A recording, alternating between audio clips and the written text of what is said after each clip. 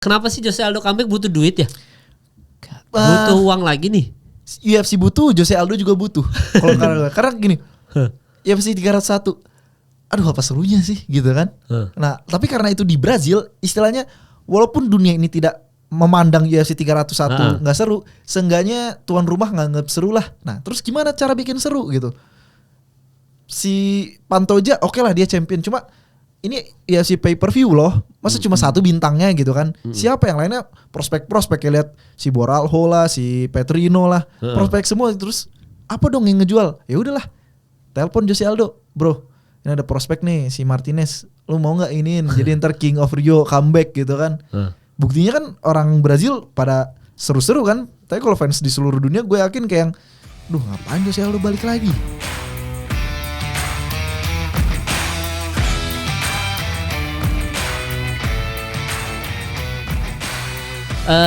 Episode kali ini spesial banget karena jinglenya bukan dari Ge Pamungkas tapi dari Pak RT. Boleh.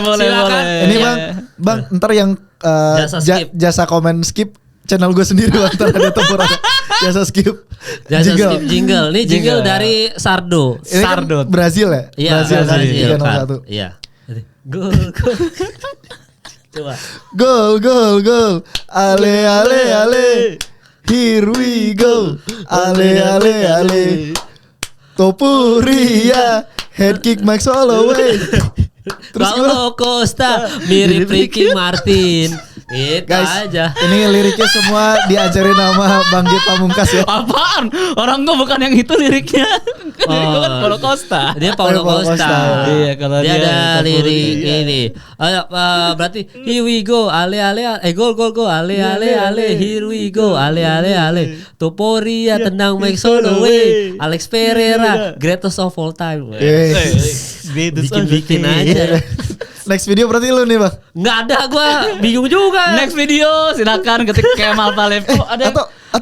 Bentar. Ada. Gua komenin dulu. Bang Kemal. Ya, apa? Atau ini bang, kan daripada apa? Teman-teman yang share prediksi susah sekali share jingle. Ya ampun dia suruh nyanyi. Ya kalau ada yang berani kirimkan.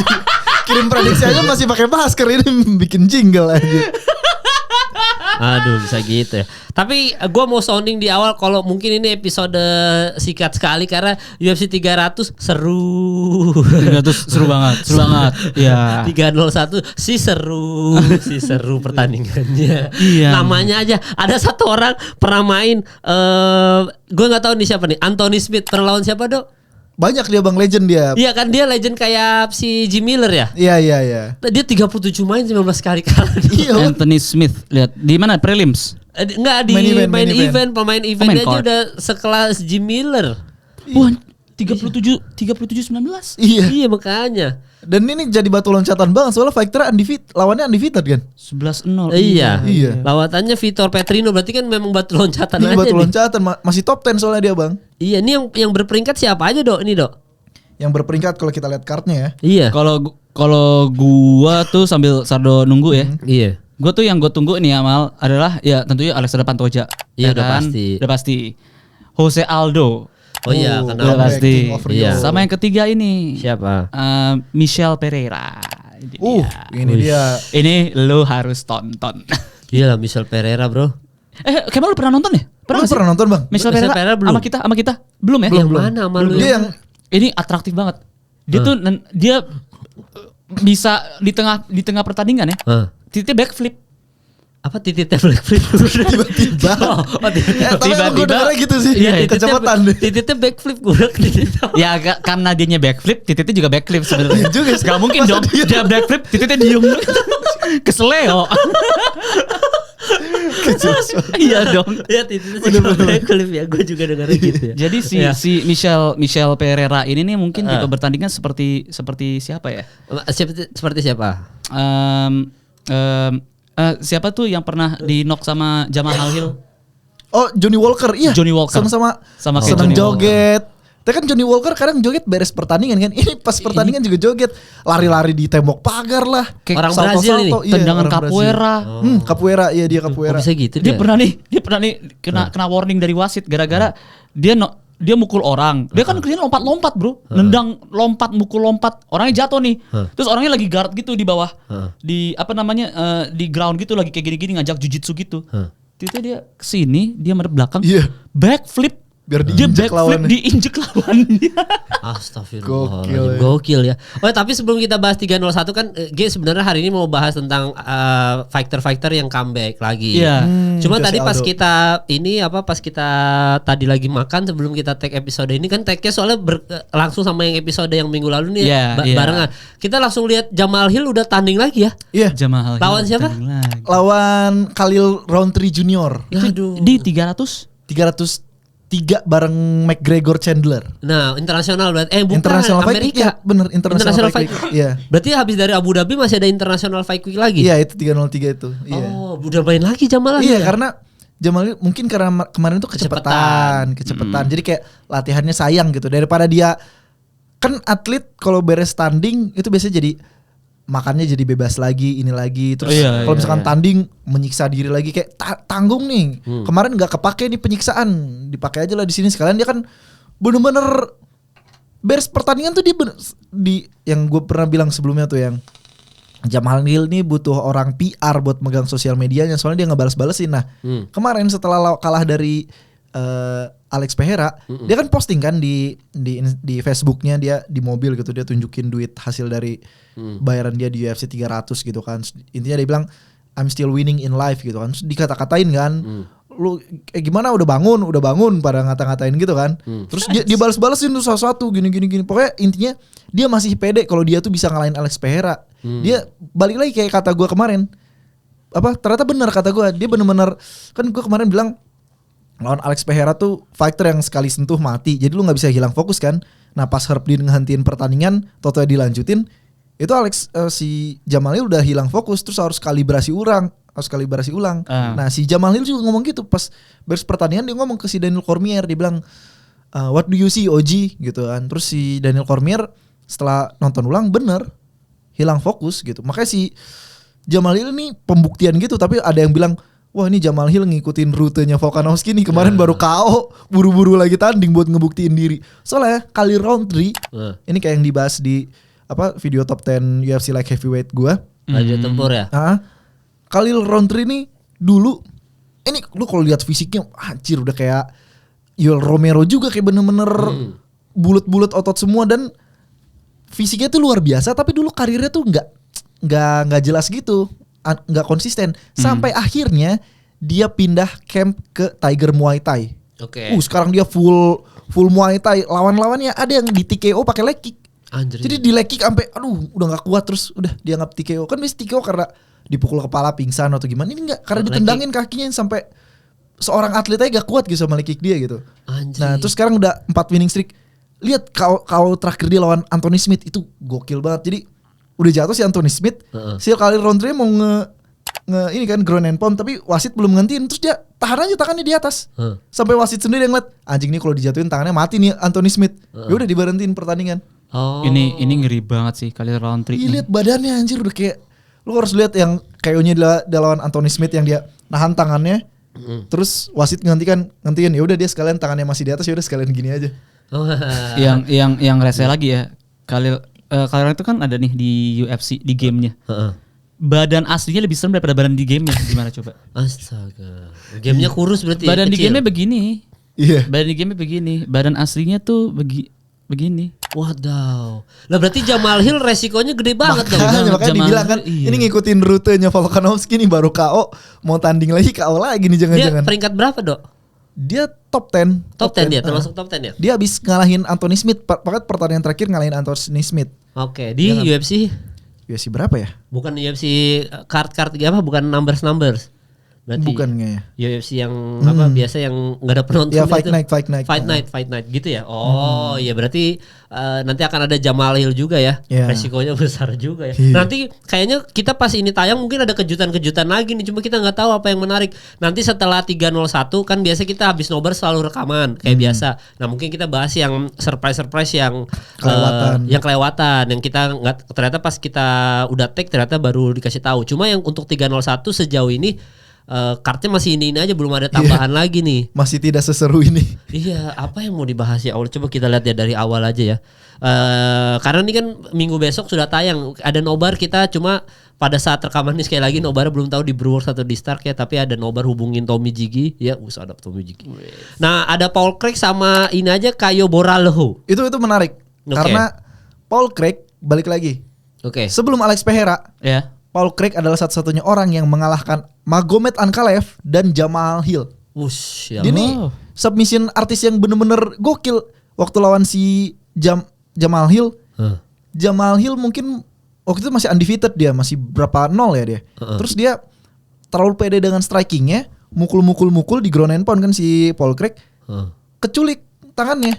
Di arm triangle. Patah tangannya. Cuma mungkin karena masih adrenalin kali ya. Dilanjutin pakai tangan kiri sama si Jamal Hill. Tapi wasit ngeliat, tangan lu udah patah bro, udah dinyatain TKO. Nah, Magomed Ankalaev 3 ronde didominasi si Paul Craig sampai mungkin karena full gulat kali ya, nguras energi terus menuju 10 detik pertandingan terakhir kan wasit pasti nepuk kayu tuh. Si Magomed Ankalaev mulai longgarin fokusnya, langsung di triangle choke.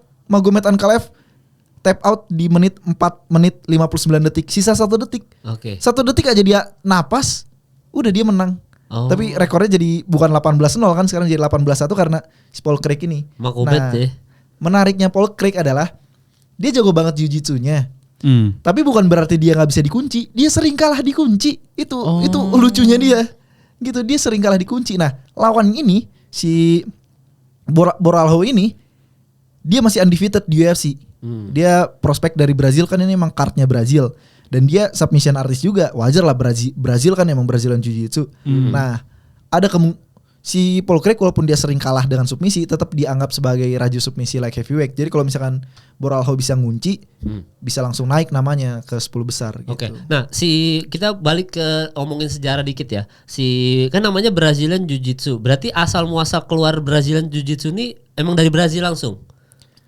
Lu Apa kayaknya dari lebih mana? paham, Bang. Apa dari mana, Ge? Biasa Ge lebih paham. Jiu-jitsu itu kan awalnya kan traditional jiu-jitsu. Jepang kan tadinya Jepang, kan? namanya jiu-jitsu. Terus? Abis itu diadaptasi sama Royce Gracie. Karena Royce Gracie itu pada saat itu tuh selalu bertanding lawan orang yang lebih besar. Nah, jadinya beberapa gerakan-gerakan yang ada di jiu-jitsu itu diambil tapi ditambahin juga dan disimplify supaya efektifnya itu orang kecil yang bisa menang lawan orang besar kayak gitu. Makanya jadi namanya Brazil itu kiasan aja tuh memang dari Brazil. Iya, ibaratnya kayak olahraga jiu-jitsu yang Modifikasi. Ya. ala Brazilian kayak gitu. Istilahnya kayak istilahnya lebih ini kan gitu. bela diri dari Brazil, tapi dia tetap menghargai asal muasalnya lah, yaitu dari jiu-jitsu gitu. Ini Jadi- kalau tapi karena gua ditambah lagi gua itu kan bukan seorang praktisi ya. Jadi kalau misalkan ada teman-teman yang ya, lebih lebih tahu, ngerti. coba aja tolong dipin di komen aja gitu. Iya. Soalnya memang dari kemarin gue agak menarik kalau Jiu-Jitsu, soalnya gue tahu itu dari Jepang kan, dari Ya. Jepang.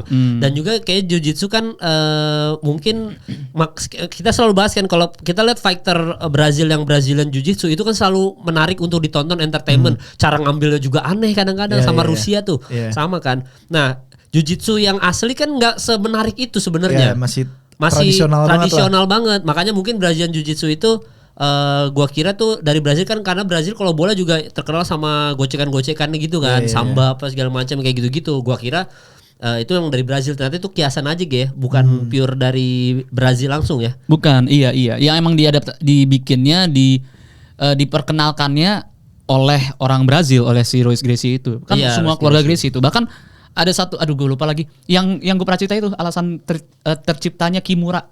Oh, Yang Kimura Sakuraba. Dia dikalahin salah satu keturunan Gracie, dikalahin sama Sakuraba, akhirnya terciptalah itu Kimura. jadi BJJ itu ada pas Royce Gracie aja?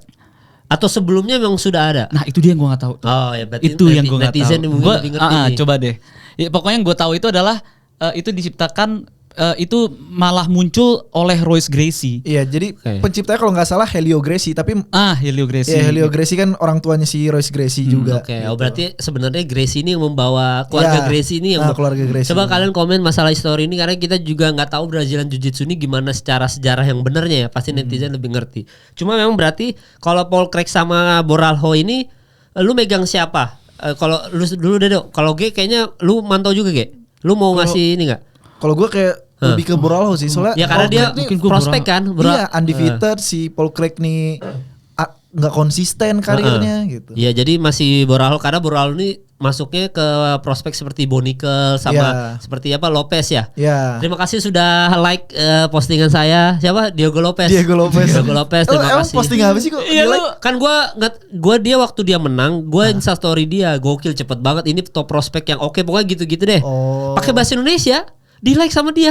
Beda artis kita Iya yang satu terima ini, kasih. Bang. Ada gak ya? Oh ada gua kasih lihat di grup biar gua dibilang hoax banget. Ada gua lempar di grup kita, tenang aja. Nih gua kasih lihat dulu nih ke kamera nih biar gua tuh Ini berarti membantah netizen yang bilang Bang Kemal apaan sih nggak nyambung banget komen-komen UFC. Oh iya. Fighter UFC aja nge-notice Bang Kemal. Lihat. Figuredo aja belum gua fallback sampai sekarang. Lihat ini asli, lihat dong. Kelihatan gak Peng? Ya begitulah ya. Nih, ini blur nih pasti nih. Kemal Kelihatan? Fighter Palevi kita panggil. Iya. Udah dapat ya. Oke. Nah sekarang muka gua difokusin lagi Peng. Ya, terima kasih Peng. Nah gitu. Jadi ada gitu. Gue tinggal di like McGregor aja udah lo kalian semua diam anjing. Lu ambil like McGregor, gue kesel banget sih. Kemal Palevi di like McGregor. Iya makanya jadi si Boralho ini termasuk top prospek juga, belum masuk peringkat tapi di prospek penerus Brazil ya rata-rata karena Brazil ini selalu menelurkan pemain-pemain fighter bintang nih di UFC. Rata-rata kemarin yang menang-menang di 300 aja Brazil kan rata-rata. Oliveira yang kalah. Maksudnya yang sebelum-sebelumnya yang 4-0 kita bahas itu. Nah, jadi Brazil nih. Kalau gue malah Paul Craig tapi mengingat pengalamannya dia. Kalau gue sih. Karena kalau kita ngomongin bisa juga kadang-kadang kan ada prospek terus ada juga petarung yang veteran kayak gitu. Nah, kalau kita lihat di sini kan beda umurnya nggak jauh nih. Umurnya berapa tahun sih nih? Enggak, Paul Craig kayaknya tua gitu 36. Boralho 31. Oh iya, tapi ini 36. Tapi memang kayaknya udah kelar aja sih. Iya, tapi nggak seuzur-uzur banget gitu loh.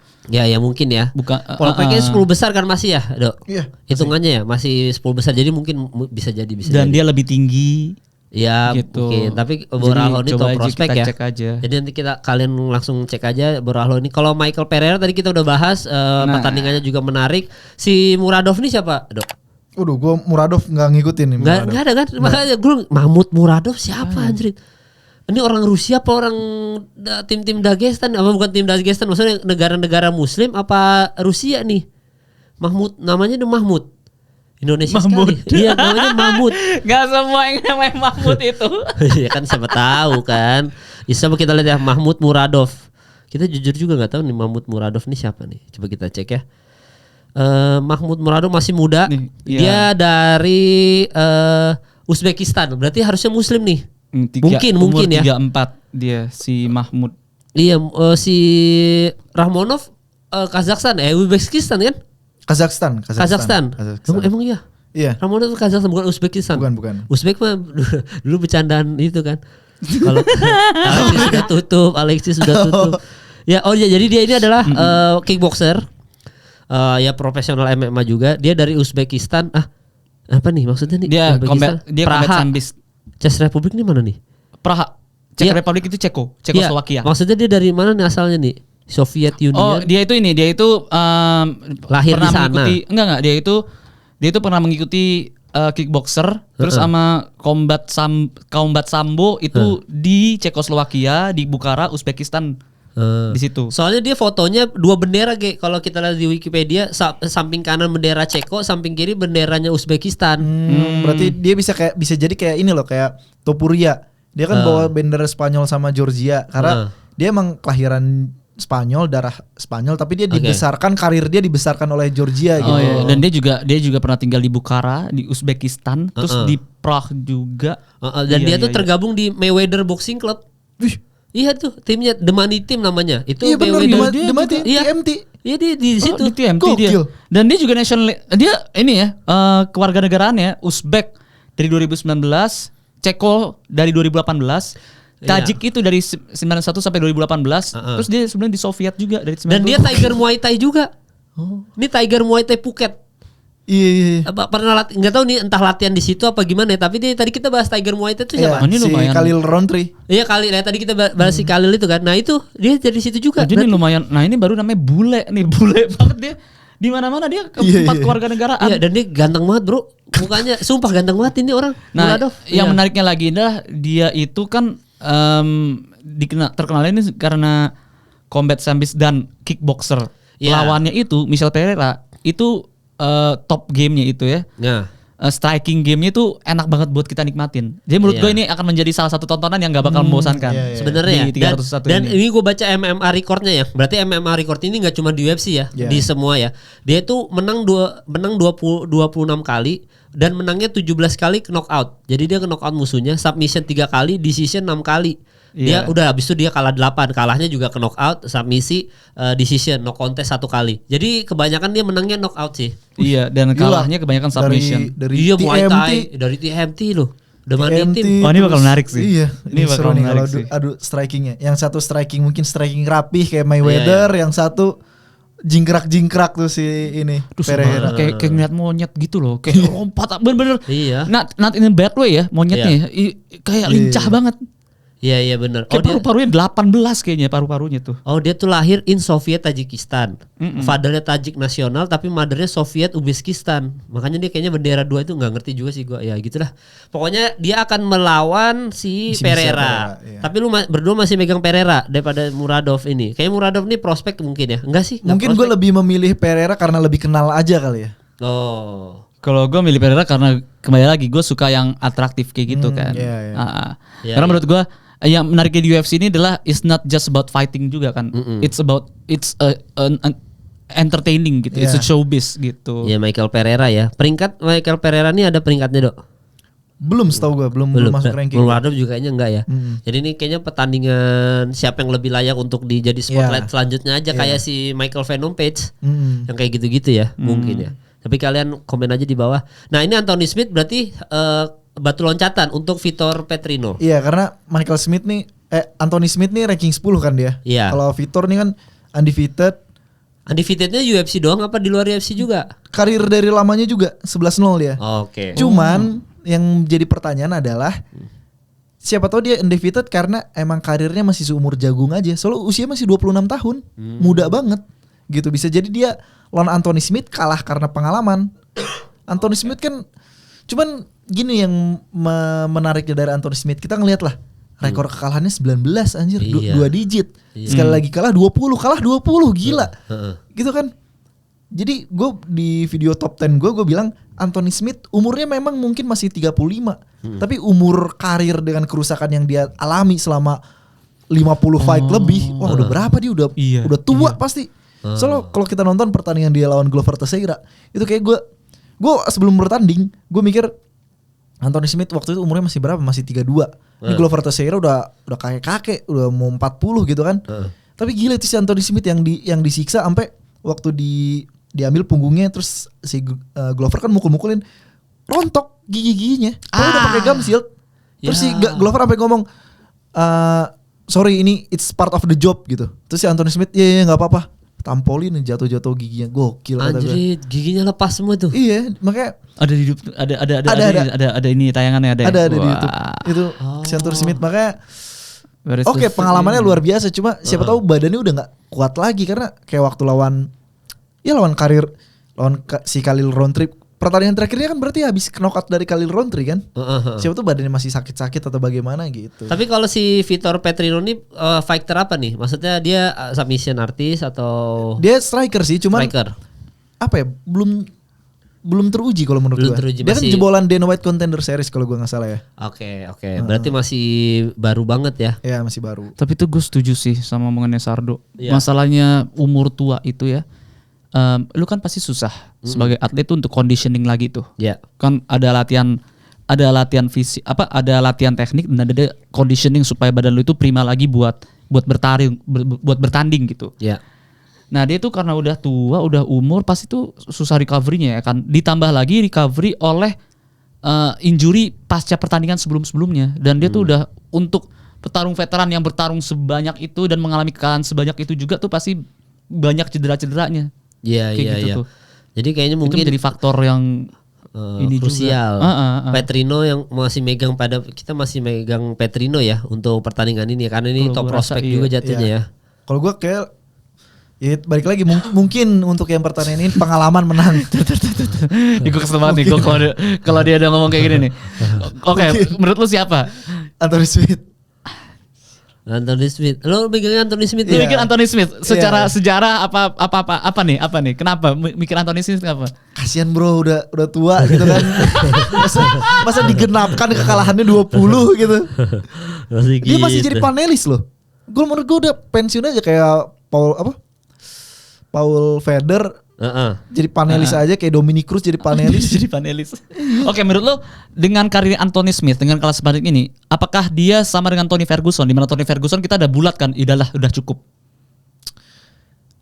Nah, ini menarik nih. Iya. Berarti separah itu Tony Ferguson ya, sampai kita mikir Parah banget bro. Karena gini, Anthony Smith oke, umur karirnya tuh udah banyak kehancuran yang dia derita gitu kan. Tapi masih sehat otaknya, masih bisa jadi panelis, masih artikulasinya masih jelas. Iya. Masih punya tim, masih punya coach.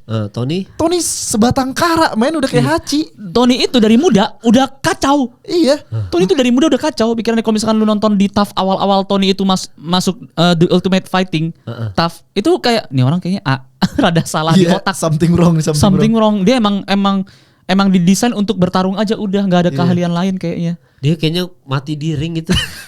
Curiga Tony Kayaknya Ferguson iya. tetap mati Iya, di ring loh dok. Iya, kalau misalkan dia sampai akhirnya dia kan udah 6 losing streak apa 7 losing streak. Iya. Kalah lagi 8 mungkin ditendang gitu kan sama UFC, di kick dari UFC, dia pikirannya aduh, gue cuma ngerti berantem doang. Udah lah gue berantem entah Ke dia Thailand, ke Phuket ke gitu. tinju gitu kan. Tinju kan lebih berbahaya brain damage, apalagi dia pola pikir yang gue nggak mau kalah, dipaksain aja berdiri padahal otak masih goyang-goyang di guncangan di cairan ini kan tengkorak, mati di atas ring. Ya tapi janganlah anjing amit-amit Tony Ferguson begitu. Tapi kan yang menarik kan Tony Ferguson tuh pernah, kita ngomongin Tony Ferguson bentar ya. Kan dia pernah bilang tuh soal dia ketemu sama Khabib yang dia taruh beltnya itu. Iya. Dia lagi nge-sizing up. Lu percaya nggak sih? Atau lu cuman kayaknya bullshit deh. Kayak Tony Ferguson gak mikir sejauh itu deh. Enggak. Ya, kayaknya Dia enggak. memang unik aja. Gue juga waktu face off ngapain dia naruh sabuk. Dia naruh sabuk, katanya dia jadi gini mal pas lagi taruh sama Khabib gitu, lagi press conference lagi ini Di face face off gitu, dia taruh sabuknya Tony ditaruh digelarin gitu. Dia bilang alasan gue naruh itu adalah untuk menghitung jarak. Dan Khabib tahu itu, makanya Khabib tendang. Kayaknya Khabib juga no I just kick it. Kayaknya Khabib Iya, dia ngomong juga gitu. karena ya orang kenapa sih kalau ditaruh gitu kan? Aja. Lu kenapa jadi ngefans tuh sama Tony Ferguson, Pak? Karena balik lagi di masa primanya ini bener-bener yang gue bilang, kita bisa ngeliat orang kayak Habib, kita ngeliat seorang pegulat, kita ngeliat Israel, kita ngeliat seorang kickboxer, kita ngeliat Topuria, kita ngeliat seorang boxer. Tapi kalau kita ngeliat Tony Ferguson, kita ngeliat primal instinct manusia yang berantem tuh tanpa form yang jelas, ini pukulan-pukulan boxer kah, pukulan apakah, tendangan-tendangan Muay Thai kah, enggak, ini tuh bener-bener kayak istilah preman pasar atau orang yang bener-bener gak tahu berantem tapi dikasih fisik yang begitu advance gitu, yang begitu tinggi, kardio yang begitu tinggi, jadi beneran kayak orang gila aja di oktagon. Dan ini mal kayak gue ngelihat nih kalau Tony Ferguson awal tarung, gue lihat kayak anjir, kalau orang manusia biasa udah nyerah. Dengan darah sebanyak itu tuh udah nyerah, dia senyum-senyum aja. pure violence lah kalau si Tony Ferguson yang dulu ya. Iya. Makanya dijuluki Boogeyman gitu. Iya. Nah balik lagi ke si Anthony Smith. Kalau Tony Ferguson kan tadi balik lagi yang dia sendirian, gak punya coach dan lain sebagainya. Iya, Haji sebatang kara. Dan kerusakan tubuh sama karir, dan umur nyatanya kan udah 40-an. Si Anthony Smith oke lah, badannya udah banyak hancur, tapi at the end of the day dia masih 35 lah, masih umur prima sebenarnya. Dan gitu. ini Anthony Smith kalah 19 losing streak ya. Iya. Ya kan, Yang penting itu. Iya. Yang penting itu. Kalau 19 losing streak mah buset, udah didepak, rekor lah itu, udah didepak didepak dari lah. UFC itu. Itu ya, jadi Anthony Smith megang lu siapa ge? Mas Vitor Petrino atau Anthony Smith? Gue kesel banget nih sampai ini kejadian ya. Gue Vitor Petrino. Oke nih, catat ya. Apakah kutukan radio tempur nih? Ada atau tidak, Ada atau teman-teman? tidak. Tapi kali ini alasannya lemah karena dia bilang kasihan. Biasanya kalau Sardo udah bilang karena sejarahnya akan lebih bagus tercoreng apa lebih bagus ditulis kalau misalkan dia begini menangnya begini ntar dia ketemu ini kayak gitu. Nah kalau dia kan bilangnya kasihan. Nah ini kita nggak tahu apakah ini kutukan radiator atau tidak. Iya, jadi lu Petrino, lu Anthony Smith ya. Anthony Smith. Itu. Nah ini yang gue mau bahas nih, Jose Aldo comeback dan Jonathan Martinez. Nah sebenarnya ini pertandingan, kenapa sih Jose Aldo comeback butuh duit ya? Butuh uang lagi nih. UFC butuh, Jose Aldo juga butuh. Kalau karena gini, UFC 301. Aduh apa serunya sih gitu kan. Nah tapi karena itu di Brazil, istilahnya walaupun dunia ini tidak memandang UFC 301 nggak seru, seenggaknya tuan rumah nganggap seru lah. Nah terus gimana cara bikin seru gitu? Si Pantoja oke lah dia champion, cuma ini UFC pay per view loh, masa cuma satu bintangnya gitu kan? Siapa yang lainnya prospek-prospek kayak lihat si Boralho lah, si Petrino lah, prospek semua. Terus apa dong yang ngejual? Ya udahlah, telepon Jose Aldo, bro. Ini ada prospek nih si Martinez, lu mau nggak iniin jadi ntar King of Rio comeback gitu kan. Buktinya kan orang Brazil pada seru-seru kan. Tapi kalau fans di seluruh dunia gue yakin kayak yang aduh ngapain Jose Aldo balik lagi. Iya gitu. Udah kayaknya udah lama. Dia vakum udah berapa lama nih berhenti nggak main? 3 tahun ada, 4 tahun lebih. Dua. Kalau nggak salah 2 tahun. Nah, cuman masalahnya dia udah pensiun, bahkan dia udah dinobatkan Hall of Fame kan. Iya. Dan dia udah pidato Hall of Fame gitu, udah kayak yang pesan-pesan karir saya selama ini gimana. Iya. Tiba-tiba berantem lagi kan gak lucu gitu. Iya. Dan pada saat dia pensiun itu salah satu yang sedihnya itu yang gue kaget ya. Yang menyayangkan dia pensiun malah si Conor McGregor, dia bilang. Iya. Dia ngomong kayak buat apa, karena gue menyaksikan bakal ada pertarungan kedua gitu, bakal ada pertarungan kedua atau pertarungan ketiga gue bersama Jose Aldo. Karir masih panjang, gue bingung banget kenapa pensiun kayak gitu. Tapi alasan dia pensiun apa?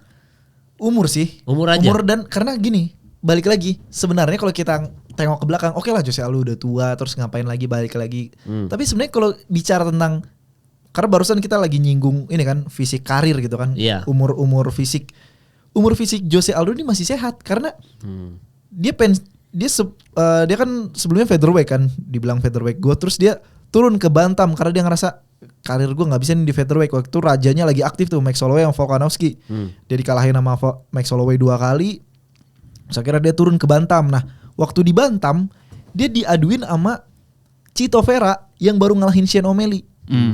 Nah, Sean O'Malley kan undefeated terus dikalahin sama si Chito Vera. Akhirnya UFC mikir, ini nih kayaknya prospek yang bener Chito Vera diaduin sama Jose Aldo karena Jose Aldo kan legend tuh. Ternyata si Jose Aldo yang menang. Dia masih ada gitu walaupun udah tua, pengalamannya masih main. Kalah Chito Vera yang istilah masih muda, baru ngalahin prospek. Akhirnya Jose Aldo dimainin lagi. Terus si Jose Aldo ngelawan Pedro Munoz. Menang lagi lawan Pedro Munoz. Terus setelah itu lawan siapa lagi ya? Nah, pokoknya 3 winning streak sampai akhirnya ngelawan Merab Dvalishvili. Nah, waktu ngelawan si Merab, ya tau lah di take down berulang-ulang kali gitu. Walaupun waktu kita nonton dibandingkan lawan-lawan Merab yang sudah-sudah, termasuk Piotr Yan, Jose Aldo adalah orang yang bisa nahan lebih banyak take down gitu. Ya, oke. Cuma balik lagi, kalau Merab kan nggak peduli ditahan take downnya, dia bakal tembak lagi terus kan sampai pertandingan terakhir. Nah disitulah si Jose Aldo pensiun. Jadi sebenarnya dia bukan pensiun yang badannya udah hancur bagaimana, dia emang pensiun karena mungkin karena pilihan dan dia pola pikirnya yang kayak ini loh, kayak Korean Zombie. Dia mikirnya kayak gini, gue di UFC bukan pengen gue ranking 2, ranking 3, ranking 4. Gue mikir jadi juara. Nah kalau jalan menuju juara gue ngeliat kayaknya gak mungkin, ya udah ngapain gue di sini gitu. Karena ada fighter yang mikir, ya jadi juara sih kayak kejauhan, tapi toh tiap pertandingan gue dapat ratusan juta, gue mending mikir di situ aja lah gitu. Dan Jose Aldo kayaknya pola pikir champion. Dan Jose Aldo dari berantemnya aja udah, maksudnya gini, gue melihat Jose Aldo tuh berantem waktu lawan Max Holloway, itu gue kira Max Holloway bakal kalah loh. Eksplosifnya si Jose Aldo, gue kaget tiba-tiba dia bisa di ground and pound sama Max Holloway, dipunggungin kan, di dak terus sampai kalah kayak gitu. Tapi ya yang gue kaget ya ini ketika dianya itu pensiun, terus kayak anjir ini banget tiba-tiba sekarang ada lagi jadi di 301 terus gue kayak wah, apakah kita akan melihat Jose Aldo tuh masih seperti taring yang dulu yang ditakuti dengan gaya yang eksplosif, pukulannya yang presisi, yang akurat, leg kicknya terutama juga, dan ya atau yang dia menang nangis tuh lawan siapa sih? Menang nangis Menang nangis. Dia menang sampai dia nangis. Jadi emosional banget di atas panggung. Save Arnold. Save Arnold. Apa ya? Gue lupa tuh. Ini Ingat gak lo? banyak sih dia kayak banyak banget nangis. Waktu lawan Pedro Muñoz juga nangis kan. Terus si Pedro Muñoznya karena sama-sama dari Brazil kali ya. Iya. Si Pedro Muñoz yang bilang, oh si Jose Aldo kan menang terus dia nangis terus soalnya banyak yang meragukan kan. Iya itu. Iya, Itu terus tuh. terus si Pedro Muñoz enggak bro, you are a legend yang gitu. Pedro Muñoz. Iya. Ini gue rewind sedikit ya supaya misalkan mungkin penonton ada yang belum tahu tentang Jose Aldo. Jose Aldo itu dia pernah World Jiu-Jitsu Cup. Jadi di Rio de Janeiro dia pernah ikut CBJJO. Dan dia itu dapat medali emas di situ. Dapat gold. Bahkan dia di Brazilian National Jiu-Jitsu Championship jadi gold juga sama yang world-nya, tapi kalau world dia dapat bronze aja. Untuk championship ini represent Brazil ya, berarti dia atlet tadinya kan. Dan untuk di UFC sendiri dia UFC Hall of Fame, tadi Sardo udah bilang kan dia Hall of Fame udah class of 2023, jadi 2023 dia speech itu ya. Terus dia UFC Featherweight Championship 2 times. Bener. Dan dia interim juga, sempat interim UFC Featherweight, dan dia tuh most successful title defense in UFC Featherweight. Jadi selama di Feather ini dia yang paling banyak bertahan di mempertahankan title defense ya. Makanya masih tetap jadi, walaupun kita ngelihat bagaimana keberingasan Volkanovski, walaupun kita ngelihat bagaimana Max Holloway, tetap aja ada bahasan bahwa Jose Aldo tuh GOAT-nya featherweight. Masih pembahasannya masih itu ya. Karena memang kalau Feather nih kemarin pembahasannya greatest of all time-nya adalah Volkanovski nih. Dia Volkanovski total udah berapa title defense nih sekarang? Sebelum hilang. Belum hilang ya? Udah diambil Topuria. Ya astagfirullah, maaf netizen, dia ambil Topuria ya. Defense pertama lawan Max Holloway. Defense kedua lawan Ortega. 3 Zombie. Korean Zombie ya? 4 Max lagi. Max Holloway lagi, kalah lagi Max Holloway kan. Iya. 4 kalau nggak salah 4. Baru 4 sama yang kemarin diambil Topuria berarti. Iya, diambil Topuria. Nah, berarti total masih Jose Aldo yang megang sampai sekarang. Oh, itu. Jadi kalau misalkan ada yang belum ini aja, maksudnya Bang Jose Aldo siapa sih Bang gitu. Ya Jose Aldo itu untuk sekarang masih bisa kita nobatkan seperti menjadi greatest of all time-nya featherweight buat sekarang. Mungkin kan banyak yang kenal Jose Aldo cuma sebagai Jose Aldo dikawin Conor 13 detik. Enggak, Jose Aldo tuh se-powerful itu dulu gitu. Dan calon kalau di featherweight berarti sekarang yang bisa ngalahin rekor itu siapa ya? Volkanovski udah pasti gagal. Untuk feather siapa ya? Coba kita lihat ya. Topuria masih mungkin nggak untuk bisa 7 title defense? Mungkin nggak? Topuria nih. Topuria kan masih muda nih, Topuria. Kan dia ada statement yang pengen pensiun muda itu. Iya, tapi mungkin nggak untuk rekornya Jose Aldo? Kayaknya enggak sih. Sulit itu Bang. Semakin majunya olahraga, semakin sulit sama yang namanya title defense, juara termuda itu makin sulit soalnya orang-orang makin advance. Dan ini fakta menarik tentang bahas-bahas juara featherweight. Sepanjang sejarah UFC kan juara featherweight tuh pertama Jose Aldo, terus Conor McGregor, terus Max Holloway, terus Alexander Volkanovski, terus Topuria. Nah, kalau Max Holloway nanti tanding lawan Topuria, dia akan mencatatkan sejarah sebagai seorang fighter yang pernah bertanding melawan semua juara featherweight. Dia pernah lawan dia pernah lawan Jose Aldo, dia pernah lawan McGregor, dia pernah lawan Volkanovski, dia pernah lawan Topuria. Makanya gokil ya. Gokil. The real featherweight god kalau ntar dia tanding lawan Topuria tuh. Semua juara featherweight pernah dia lawan. Max Holloway berarti. Berarti dia the greatest of all time featherweight. Dia udah pasti jadi GOAT sih, Max Holloway. Iya, dia udah pasti masuk. Tapi dia tercoreng kalah 3 kali sama Volkanovski sih ya. Tapi itu kalau usia menurut muda kan, usia muda ya. Dia masih 32 tahun Bang, masih prime. Yang waktu kalah sama Volkanovski kan hitungannya masih muda. Iya, dan mungkin style Mike fight juga sih Bang. Iya emang sih. gak cocok aja. Gak cocok aja ya. Enggak cocok. Iya, Max Holloway gila juga ya, gue baru ngeh lagi. Dia bisa ngalahin dia sudah ngelawan 5 juara itu kalau dia ketemu Topuria ya. Jadi lengkap semua. Dan bayangin di ESPN aja dibikin ini kan perbandingan gitu. Kayak dari 2014 Max Holloway itu rekornya 18-0. Lawan Volkanovski 0-3. Emang gak cocok aja. Gitu. Emang gak cocok aja itu kayaknya kalau Pereira ketemu Magomed Ankalaev bisa gak cocok juga itu kalahnya karena gak cocok aja. Dan maksudnya tuh Max Holloway itu dia lawan pilihannya juga gak main-main loh, kayak Dustin Poirier. Iya emang gitu. Tuh rapotnya tuh rapot hardcore. Iya. Holloway ya. Pantas kita jadikan idola, cocok ya. Pantas. Karena jaketnya Gear 5. Iya, Iya. Gear 5 dan Gear kita nonton 5. langsung live. Jangan lupa kita nonton di belakang istrinya. Iya. Yang digandeng waktu pakai Gear 5. Iya, Lawan Iya. lawan Korean Zombie. Lu aja belum pernah kan ketemu istrinya kan? Lihat Max Holloway cipokan depan kita. Kita. Gua yang lihat tuh lidahnya keluar dikit. Kita lihat. Nggak, soalnya pas banget. Orang dia lompat habis Korean Zombie, dia lompat ke kita ya Gia. Iya. Ke istrinya bukan Belum ke arahnya. Kamera nggak ngeliat, ngepluk juga. Pas Cipokan dia juga, meluk, Bang. gue pegang tangannya dikit. Cipokan juga Bang. Iya. Keluar juga lidahnya. Orang pas Holloway-nya cabut gini, gue langsung ke tempat itu kok. Gue nggak ikut, tapi gue ikut. Gue sama istri gue Yumi jaga Yumi. Gue Iya. megang tangan aja. Lu kalau sudah ada kedekatan kayak gitu bisa ngefans tuh kalau sudah segitu dekatnya gitu. Di sebelah gue orang bule, gue tanya where you come from, Hawaii. Dia juga, Gitu. gue deket sama orang Hawaii yang deket sama Iya. darahnya Max Holloway. Iya, walaupun sebelah kita orang Korea juga. Iya, ada orang Korea yang depan kita. Iya, gitu doh. Jadi mungkin Max Holloway kalau jadi ketemu Topuria bisa nih dinobatkan nih, mungkin dalam matchmaking kali ya. Cuma kalau tadi gue bilang Pereira kalau ketemu Ankalaev bisa jadi bunuh diri ya. Kalau nggak cocok tuh maksud gue bukan kayak Conor McGregor ngelawan Habib, bukan nggak cocok tapi emang tercounter aja gitu. Kayak Pereira lawan Ankalaev bukan berarti nggak cocok, tapi tercounter nggak cocok tuh ya kayak Gimana? itulah kayak Max Holloway sama Volkanovski sebenarnya kan sama-sama striker mereka, bukan karena nih si ground jadi ternetralisir strike-nya enggak, tapi karena ya nggak cocok aja. Kayak ini Israel Strickland nggak cocok aja gitu kan, bukan karena Strickland gulatnya lebih bagus atau strikingnya lebih bagus, enggak, emang nggak cocok aja gitu. Oh, makanya jadi Holloway ini kalau kekalahannya sama Volkanovski sebenarnya tidak bisa dihitung sebagai kekalahan aja ya. Iya. Emang udah secara style fighting aja udah nggak cocok Iya, aja sebenarnya. Toh juga sama yang lain menang kan. Iya, Holloway kan. iya. Justin Gaethje juga dia menang gitu. Oke, berarti lawan Topuria masih memungkinkan dia bisa Masih menang ya. memungkinkan. Idola kita, respect. MMA tidak bisa dimatematika kan? Tidak bisa, masih Beda, respect gua.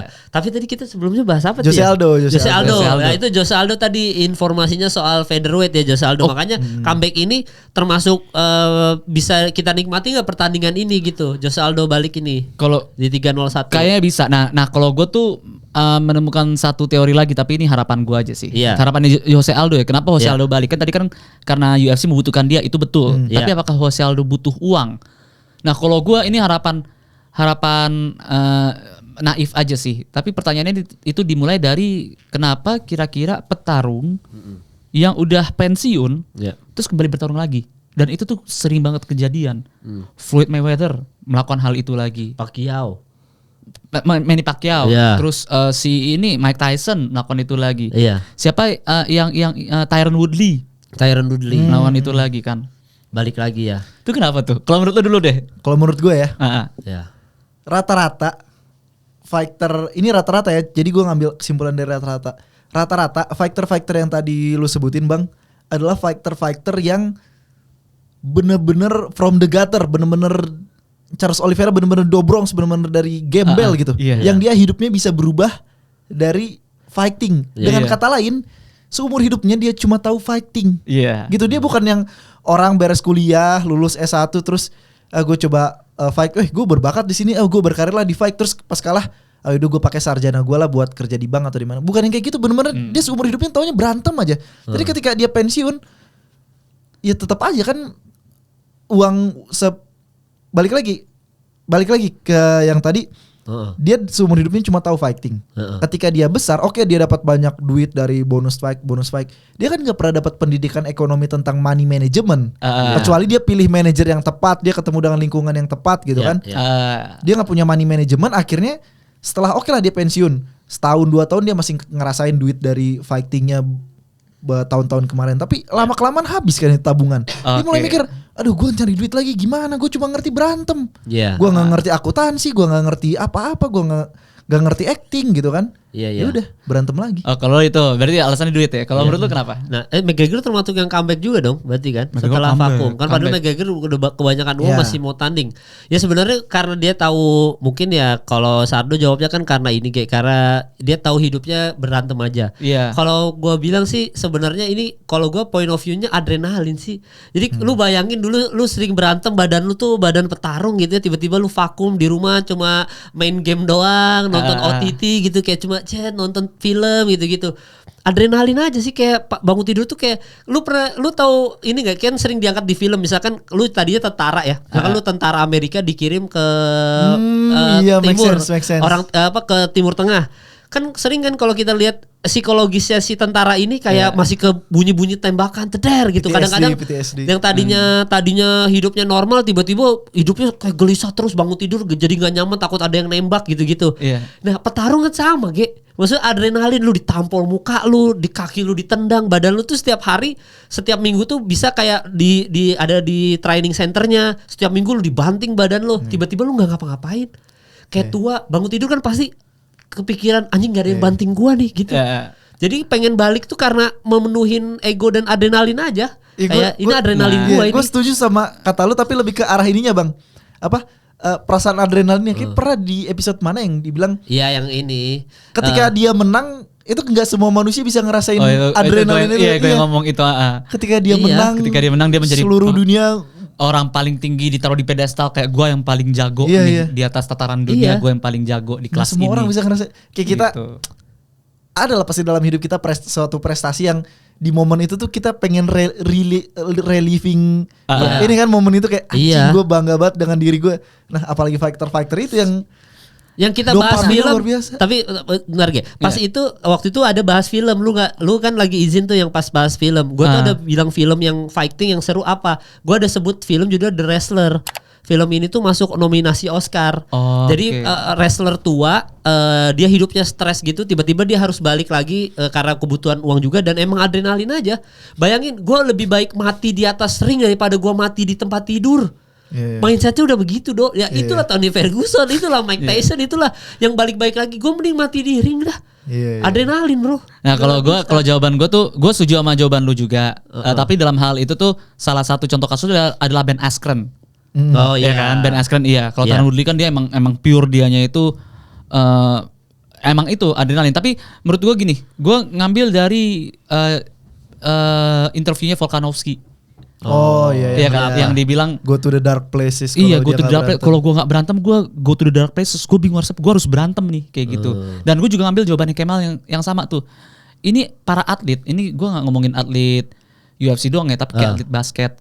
Kobe Bryant juga pernah kayak gini kan. Dia ketika dia mendedikasikan hidupnya untuk latihan dan bertanding, latihan bertanding setiap harinya itu nonstop. Jadi ketika itu di stop, oke, yang di stop pertandingannya, tapi rasa disiplin ini kan masih ada nih. Nah disiplin itu kemana nih gitu. Kayak kalau Kobe Bryant kan seperti disiplin malah ke bisnis kan, yang dia telepon Michael Jordan. Jam berapa, gimana sih cara bisnis kayak gini kayak gitu.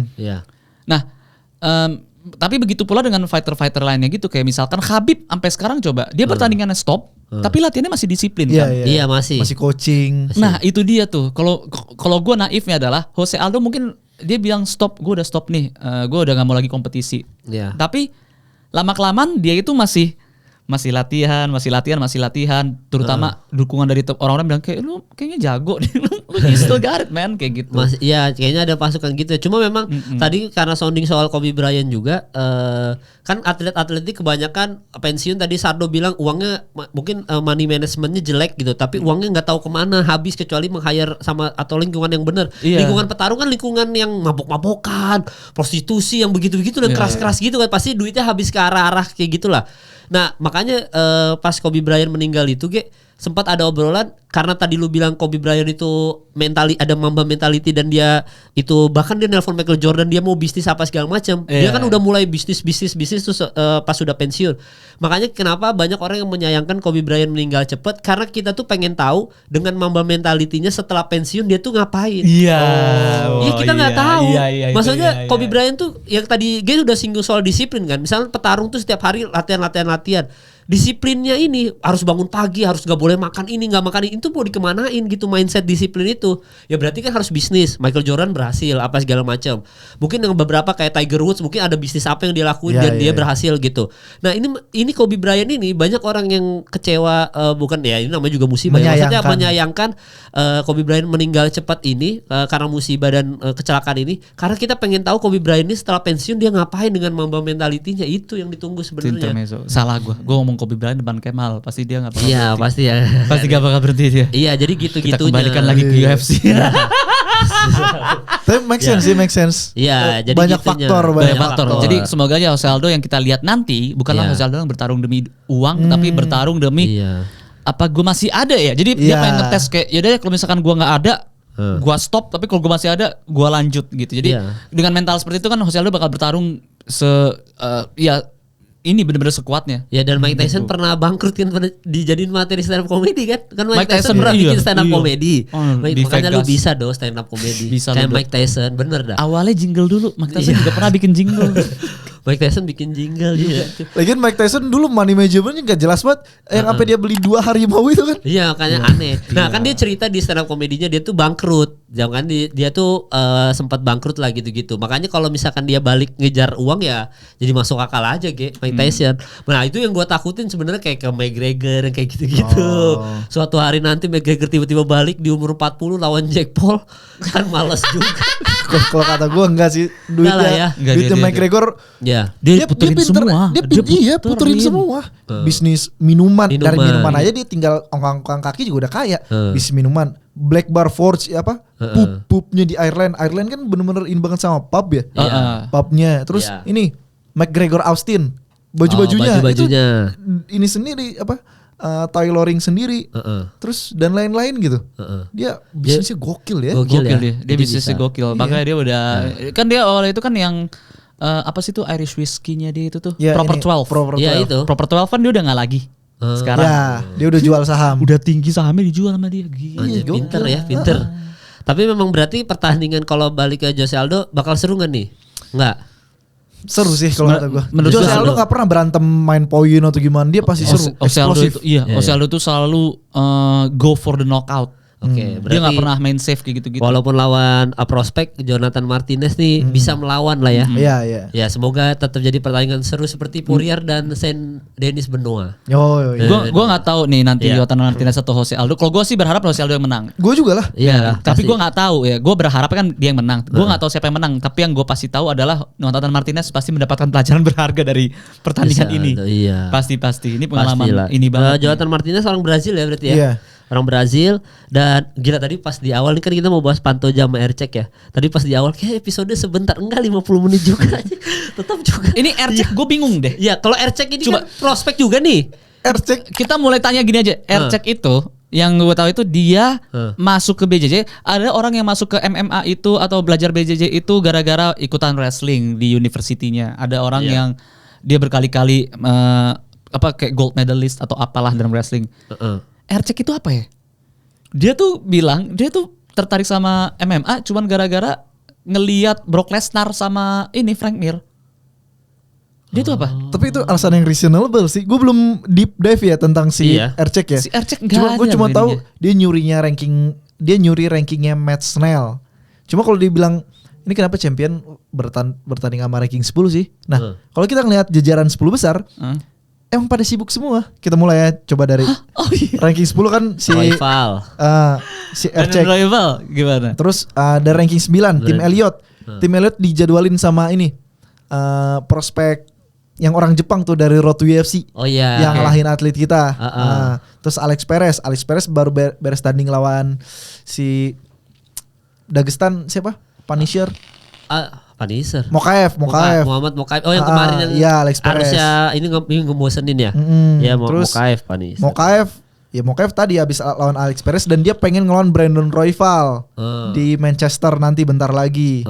Terus Manel KP, ini Manel KP udah dijadwalin berulang-ulang kali sama si Dana White. Iya, kemarin tuh mau ngelawan si Siapa ya? Matius Nicolau ranking di atas ya. Cuma Oke. dia miss weight parah yang jadi bukan beda 1 pound, beda sampai 3 pound gitu. Jadi di cancel gitu. Padahal dia main event. Oke. Gitu kan. Matius Nicolau yang tadi gagal, terus Kaikara France ini yang Kaikara France sama Amir Albazi nih yang tanda tanya Iya, gimana. Nah, tapi gimana? Kaikara France dikabarkan kan ntar mau ada pertandingan nih di Australia UFC. Kayaknya Kaikara France di situ. Ya biar dia bisa pulang ke Bandung dekat. Namanya udah Franz. Iya kan ya, dari Bandung ya. Bandung ini. Cahyadi. Fight iya. Terus Amir Albazi yang entah kemana ditelan bumi. Brandon Moreno kan dia ngeluarin statement tuh setelah Iya. dia kalah lawan Royval Royval. bahwa dia pengen pensiun dulu. Dia pengen bukan pensiun tapi vakum karena dia ngerasa kayak selama ini hidup dia tuh habis untuk fighting. Walaupun dia mencintai fighting, dia ngerasa dia umurnya tuh bener-bener udah terkuras sampai gak ada. Ya hidupnya tuh latihan gitu. Gue sempat ngefans sama Moreno tuh, soalnya gaya bertarungnya seru banget ditonton. Iya. Tapi seru, ya, terus dia mukanya baby face, friendly gitu kan. muka mafia bro, itu muka baby face, tapi kalau di samping dia lu ditusuk sumpah. Lu kalau lihat Moreno coba. Iya, lu kalau lihat Moreno itu mafia Brazil bro. Nggak bisa sembarang itu mah asal itu senjata di celana, yakin gue Moreno mah. Gitu, tapi gue sempat suka. Pantesan namanya ini apa? Assassin kan julukannya. Iya, Moreno ini gue sempat ngefans banget karena ternyata seru banget nonton Moreno main gitu. Jadi memang begitu ngeliat Pantoja lebih seru Moreno sebenarnya kalau dari gaya bermain ya. Kayaknya semua setuju deh Moreno lebih seru daripada Pantoja sebenarnya. Kalau gue Pantoja sih kan mereka udah pernah berantem kan. Mereka udah pernah ketemu bang. Iya maksud ini bukan berantemnya, maksudnya gaya bertarungnya. Kalau berantem ya kan udah kalah. 5 ronde lagi kan. Kalahnya dari itu untuk flyweight yang biasanya main cepet sampai 5 ronde loh ini loh mereka. Nah tapi gaya mainnya gitu loh. Maksudnya kalau entertaining kayak gue Moreno gue.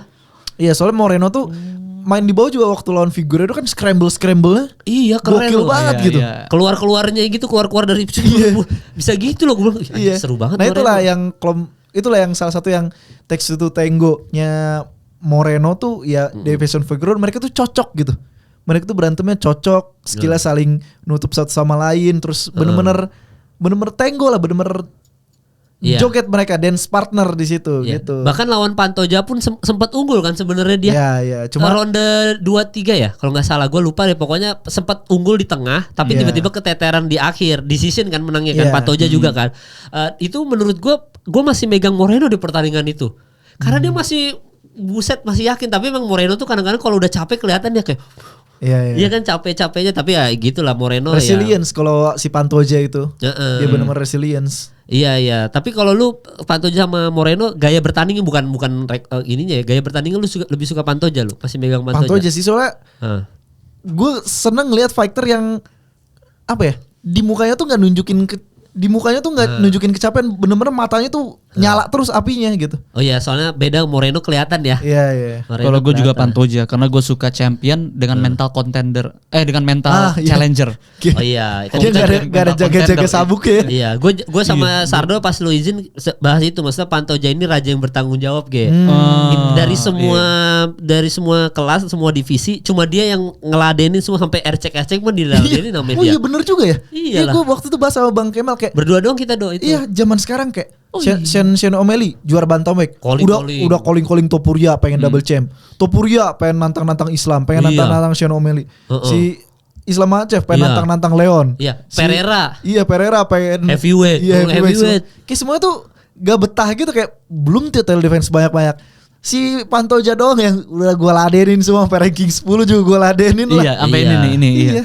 Dia mungkin mau jadi greatest of all time flyweight. Berarti Ercek ini siapa? Iya makanya gitu.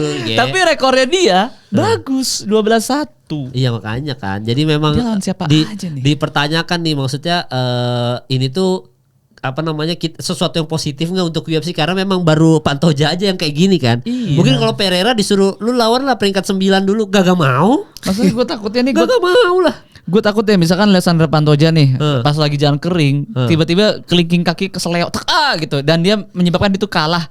Juaranya kan otomatis kan Steve Ercek. Siapa ini Steve Ercek ini? Ya nggak tahu ya. Siapa? Kalau dia tukang jualan krecek gue oke deh. Ercek. Iya makanya kita nggak tahu ya, tiba-tiba Ercek flyweight champion, lucu juga ya. Anjing Ercek siapa? Ercek nih siapa? Iya makanya, tapi ya itu dia Pantoja ini gue sama Sardo waktu itu gue respectnya karena dia tuh raja yang bertanggung jawab aja. Untuk UFC yang sekarang, kalau dulu kayak gini tuh hal yang lumrah lah.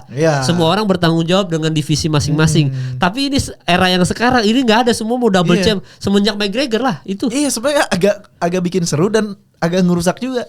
Kalau dulu tuh nggak pernah kita yang bahas kayak, duh ini ntar Habib gimana ya kalau ngelawan McGregor, Habib gimana ya lawan Dustin Poirier? Gak ada kita mikir Habib gimana ya lawan Usman, Habib gimana ya lawan Colby Covington, gak ada. Nggak ada. Mikir ya Makanya. divisinya aja gitu. Ya kita berharap aja semoga Pantoja nggak kalah ini ya, nggak kalah, jadi nggak diambil Ercek nih title shot Ercek. Masalahnya kalau dari highlights ya, Ercek bagus. Highlightsnya bagus. Iya. Cuma 3 menit. Tapi 3 menit 46 detik. Berarti nggak ada yang nggak Itu banyak. highlights. Anjir tiba-tiba dia champion, itu aneh banget sih. Tiba-tiba dia Langsung jadiin film aja itu mah. Iya ada filmnya tuh. Ya tapi ya kalau flyweight sih semuanya kayaknya sama lu juga bahas flyweight ya. Yang gue bilang flyweight tuh menghibur banget tuh sama lu ya. Iya. Yang gue bilang hampir 3 besarnya flyweight nih semuanya seru-seru. Nonton Royval, nonton Moreno semua. Walaupun ya Moreno pas lawan Royval juga kelihatan ya itu Moreno kalau capek nggak bisa soalnya disembunyiin. di flyweight kan gak ada kecuali Figueiredo ya. Kecuali Davison Figueiredo ya, Kratosnya God of War-nya flyweight. Di flyweight tuh gak ada sekali pukul orang tidur gitu. Kayak alot aja bener-bener. Iya.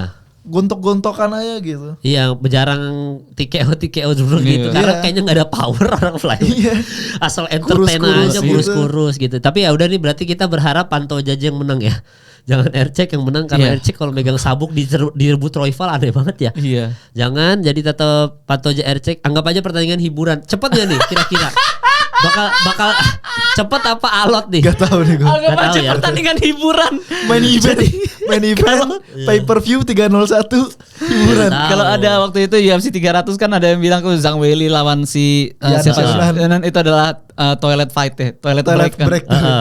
Fighting buat Ini toilet main break. event Ini ini. Ini Udah main event ke toilet itu dulu. adalah ini apa fighting buat orang penonton keluar ya. Iya. Silakan keluar sambil nonton ini Jadi fighting. kita rencananya pas di Nobar besok pun habis Jose Aldo main kita nge-MC full pertandingan Pantoja. Gak usah lah, kita langsung podcast aja lah di situ, nggak usah ada Pantoja main. Tapi kita juga nggak tahu nih bakal cepet atau enggak karena kita nggak ada prediksi apa-apa. Ya semoga Pantoja Ercek seru, dan kalau lebih seru ketika Ercek langsung jadi juara flyweight aja Ayo ya. tuh bener-bener bingung banget. Ada nggak yang dari peringkat 10 tiba-tiba udah juara? Sebelumnya? Sebelumnya ada nggak? Belum ada. Pasti sama 1-2-3 kan? Iya. Soalnya kayak inilah featherweight kan orang pembahasannya Volkanovski, Yair, terus Brian Ortega gitu. Ilia Topuria kan nama baru, cuma sebaru-barunya Topuria kita bisa ngeliat gitu track back fighting sebelumnya. Dia ngelawan siapa? Oh pernah lawan Ryan Hall, oh Ryan Hall diginiin. Oh pernah ngelawan Bryce Mitchell, oh Bryce Mitchell diginiin. Ini Ercek pernah lawan siapa anjir? Ercek iya. Ya, tapi makanya semoga ini menjadi sejarah baru peringkat 10 from nowhere jadi champion ya. Bisa jadi. Iya, bisa jadi. Makanya nanti kita lihat aja di 301 sesuatu apa. Habis itu episode selanjutnya kita akan bahas ininya 301-nya, bahas rekap hasil 301. Bahas rekap sama surprise yang kita pas sudah tag mungkin ada keluar surprise baru dari Danawe tapi belum kita bahas, nanti kita bahas di episode selanjutnya. Jadi ya kita berharap aja Ercek tidak menyandang gelar, tapi pun kalau menyandang gelar itu akan menjadi story yang seru sekali untuk flyweight. apa Ge? Ini Pantoja please do not lose ya. Iya. Ini gue nemu Steven Ercek ini dia latihannya di mana? Iya. Dia berlatih di Wilkes Martial Arts and Fitness Academy. Oh. Nah, kemudian di sini ada Mr. Steven Ercek. Ini dia bukan namanya. Bener kan ya namanya si Ercek itu? Mungkin ya, gue nggak tahu ya. Steve Ercek. Iya, Steve Ercek. Oke. Namanya Steven Ercek. Kids FMA and BJJ instructor. Oh, dia Ini ngelatih anak-anak. Kids. iya. Terus jangan ngeremehin bang, net dia juga ngelatih anak-anak bang. Iya.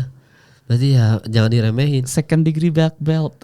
Atau mungkin di situ pahalanya bang, di situ jalur dia jadi Iya, juara makanya bang. Ini sebenarnya dia title ini jalur pahala gitu. Ini ya. Ini kan current ranks-nya nih, ada black belt, active UFC flyweight, former Australian champion flyweight, eternal MMA, oke.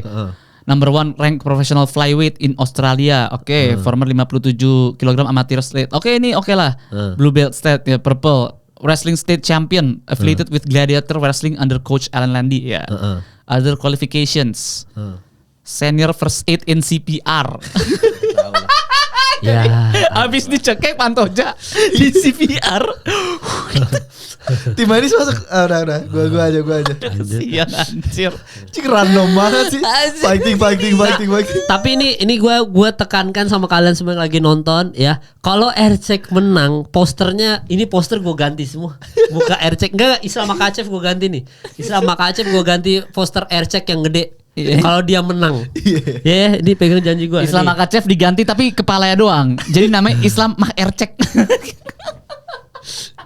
Kita lihat. Islam Mah Ercek. Kita lihat apakah seru 301. Sampai bertemu di episode selanjutnya.